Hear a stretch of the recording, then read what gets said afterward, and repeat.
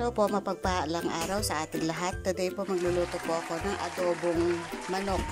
Ito po yung ibang version ng adobong manok po na gagawin ko.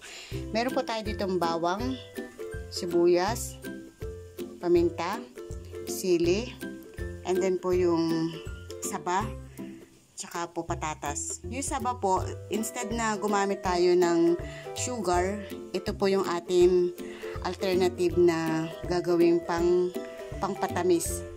Meron po tayo ditong toyo, mantika, at saka po gagamitin ko po instead na suka or vinegar, ito na lang pong calamansi juice.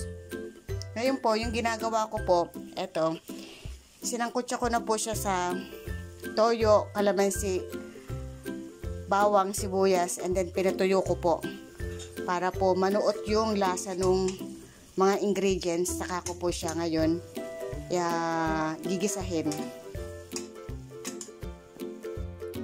Heto po, naisalin ko na po yung sinangkutsa natin na manok. Ngayon po, nagpapainit na po ako ng kawali. Ito po, mainit na yung kawali natin. Tayo po ngayon maglagay na ng mantika.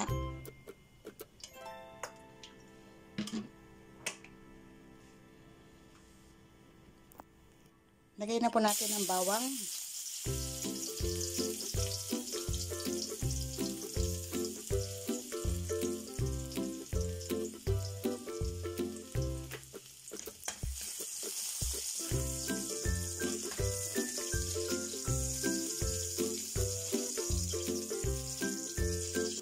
Sunod na po natin ang sibuyas.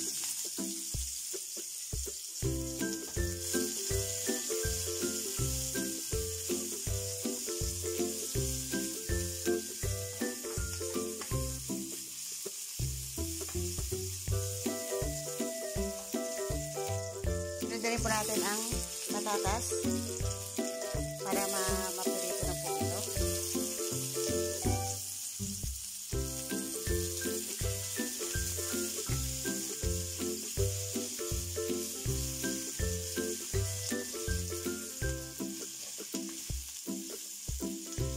Hulog na rin po natin yung sili para kumalat na yung anghang dito sa ating ginigisa.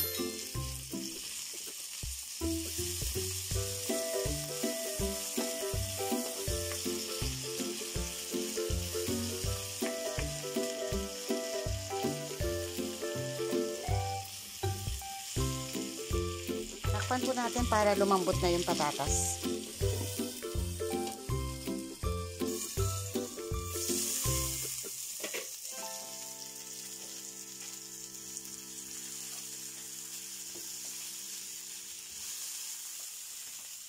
Lagay na po natin ang saging na saba. Teri po natin itong mapirito.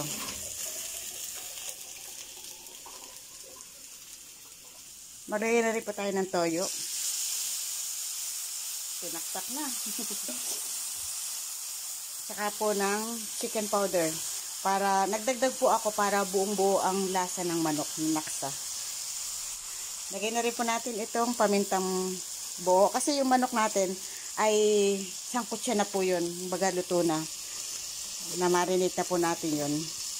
Kaya ito na lamang po mga gulay na ating lulutuin. Maglagay na rin po tayo ng kaunting, pasensya na po kayo, ako lang nagbibideo sa sarili ko. Ng calamansi juice po. Ayan. Meron na rin po kasing sangkap yung manok, kaya naman po konting dagdag para may lasa lang po itong ating gulay. Hintayin lang po natin na maluto ito.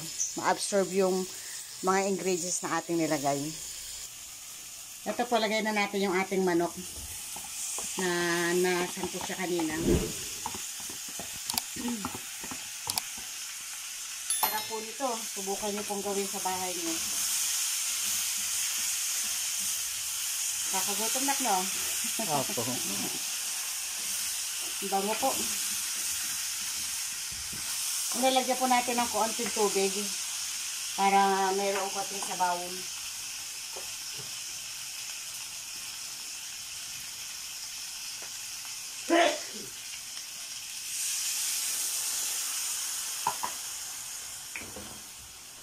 Bango. Yan. Sa mahinang apoy lang po ninyo para banayad yung luto. At atin po siyang takpan.